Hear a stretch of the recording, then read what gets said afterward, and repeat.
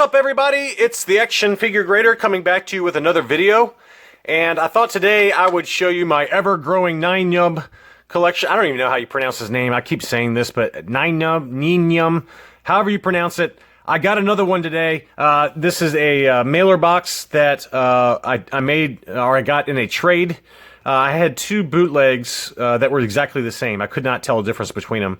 And a buddy of mine really wanted it, and he had this. We both got them for cheap. We both felt like they were worth the same amount of dollars, so we made the trade. It's my first trade in a while, but I've gotten more into it as my funds have become depleted due to grading costs and some just life costs. But anyway, he did trade me for this, or I traded him for this, and it's really nice. And I wanted to show you, I think while we're at it, we'll knock out two birds with one stone and talk about the one that was in my recent unboxing, which is a third-generation Polish Bootleg Nien Nunb. So first, let's take and you guys have already seen these two middle ones. This is a Mexican bootleg extended shoulders bootleg from the 1980s. I love this one. Really, really cool. One of the first graded bootlegs I ever got. And then this is my 1983 Ledy Nien Nunb graded AFA 85. So this is 85 plus, this is an 85. And then here are the two new ones on the end. So let's take a quick look first at this mailer box. Very, very cool. As you can see, it was made in Hong Kong. So this is the Hong Kong version of the figure. And I figured, you know, it does have, you know, it's still in the protective wrapper. So it's a little tough to tell the differences between this one and the Ledy. But I thought we'd try and do a quick comparison since we're at it. As Blacked Out Ewoks and a few others have pointed out, the Ledy version has a deeper red to it, as you can kind of see there. It's just a darker, deeper red, and it looks like the gray of his skin is a little bit darker, but the gills, interestingly enough, are kind of a lighter pink. So you can kind of see the differences between them. But you know, his gills are quite a bit deeper in color, pink versus the Ledy, but the red is quite a bit darker. I'm sure there might be some other subtle differences, but you know, for purposes of this video, this is probably a better angle, so you can kind of see even the blue color is slightly different, and you know, the darker part of his head or his helmet or whatever that is, it looks like it's a little bit deeper and darker on the Ledy.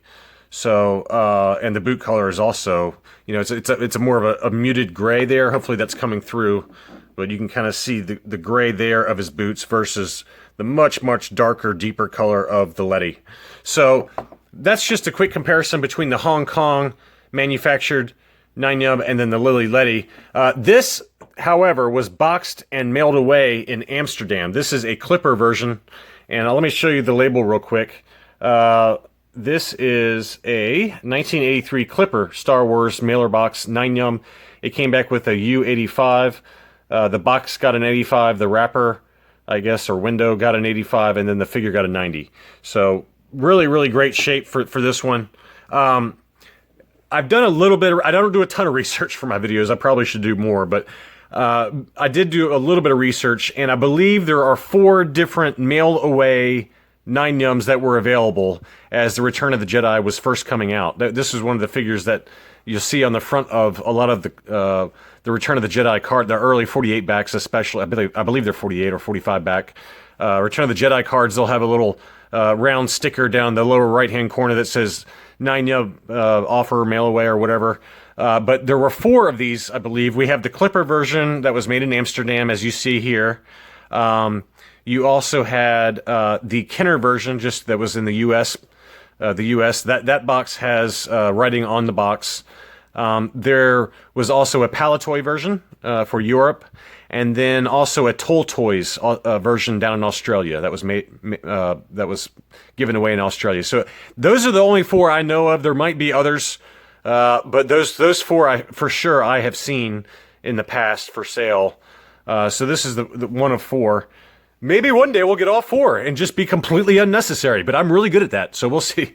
But it's a very, very cool box, and, you know, as I've talked about with these mail-aways, AFA grades not only the condition of the box and the figure, but also the condition of the wrapper. This is a nice, clear, translucent wrapper, and all of the writing is very clear and very legible on the wrapper. All of that gets factored into the final grade. So the U85 Near Mint Plus score factors all of that in.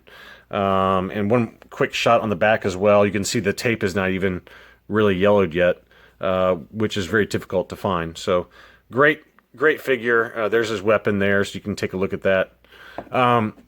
Really nice addition, though. I don't have a lot of these mail-away figures. I've got a few Vaders up in the corner here, including another Clipper mail-away Vader. But this is yet another one to add. So that's that. And let's take another quick look. You saw this at the unboxing. I still had the poly bag on the case, but this is my first Polish Bootleg Nien Nunb. I've got a few others in grading, but this one is a really nice example.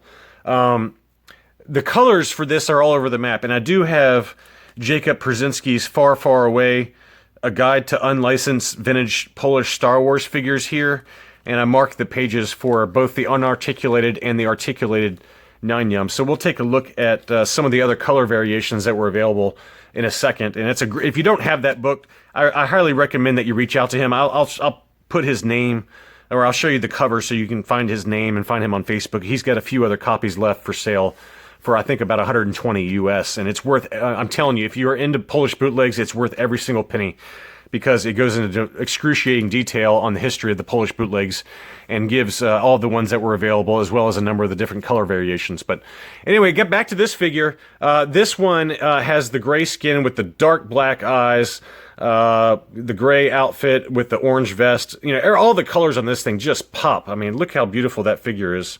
Just a really awesome figure. I love the red head, too, to kind of accentuate it. The black gloves and the black boots, but just in impeccable condition. And, you know, one of the better examples in my collection of a Polish bootleg. And I just, you know, it's very similar to the Kenner product. You know, not all of the Polish bootlegs were very similar, but you can just see how similar the Polish bootleg Nien Nunb was versus the Kenner figures.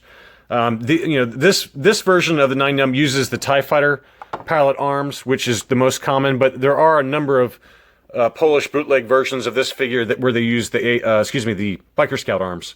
But the most common is where they use the TIE Fighter arms. Just an absolutely gorgeous example. This is a third generation, so made in 1995. And so let's take a look at the label, 1990s Polish Star Wars third generation Nien Nunb articulated bootleg. And he came back with an 85 Near Mint Plus score. The CAS overall score was 86.5. So, you know, as I've mentioned many times, it's very difficult to get a high grade bootleg.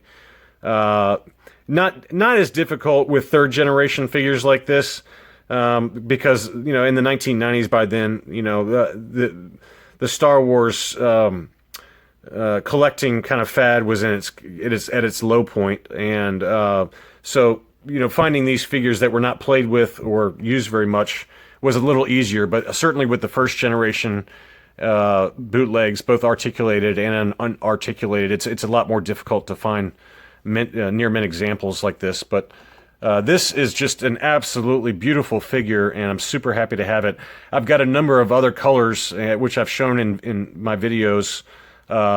You know, those are off at CAS right now, so we'll have others. I think I've got one more in the batch that's coming in about 5 weeks, so I could be wrong on that, but I'm just going on memory. But what a beautiful figure, and I'm really excited to have it. Okay, so now let's take a look at the book. I'm going to go ahead and show you his name here just really quickly. Again, his name is Jacob Przinski. The name of the book is Far Away, A Guide to Unlicensed Polish Figures. Here's the cover. It's got a super rare first generation Leia on the cover that has the silver hair with the black body. Very hard to find figure. I think there's less than one or two of these available out there. But while I was talking about him, I thought I'd show you a few of the other color examples of Nien Nunb, just so you can kind of get a sense of what they look like. And this is a first generation figure here. It's got kind of the blue color. And then here are, I'm trying to focus this while holding the book at the same time, but here are a few others. This is also a first generation. A lot of the gills were painted different colors. My example that I just showed you has the same color, but especially with the first generation figures, they had the gills painted a slightly different color. This is another first generation here, but Very cool figure there. And then this one is more in keeping with the one that I have. This is a 3rd generation, basically the exact same figure that I have graded. And a few other examples. This blue one I have and is in grading. It's absolutely. I wouldn't be shocked if I got a 90 on that one. It's absolutely gorgeous. Another 1st generation, and this is a 3rd generation. So most of the 3rd generations had this gray skin, and a lot of, obviously a lot of the 1st generations did too, in different shades of gray. But these blue ones are especially cool, and I'm excited about that one I got. So that's that. Also, while I had it, there's a number of photos in the book where it shows some Polish overstock along with the printing presses that were used for a lot of these figures. These are now highly collectible and go for, I'd say in excess of $7,000 to $10,000 for these actual metal process or plating pieces that were used for the manufacture of these bootlegs. I've seen them for sale occasionally, but they're very expensive. But I thought that was a cool picture and worth showing. This actually has the torso still attached to the factory sprue, which I don't have anything like that, but I love the way that looks. Okay, so that's that. And then also, while we're at it, I thought I'd show you some of the 1st generation non-articulated Nien Nunbs. This is a green example here. And then there's a red one here, and then a dark brown one. So, the colors, again, are just all over the map for these bootlegs, but I really enjoy seeing all the different color combinations. The book is not comprehensive when it comes to the colors. It's just showing you a few examples. But, really, really cool to see all the different color combinations out there. Anyway, that's all I really had. I just thought, while I show you my newly acquired Clipper mailer, that we go ahead and talk about one of the arrivals in my latest unboxing. I've just been so busy with work that I haven't had a chance to get to any of them, but I did want to show you guys those.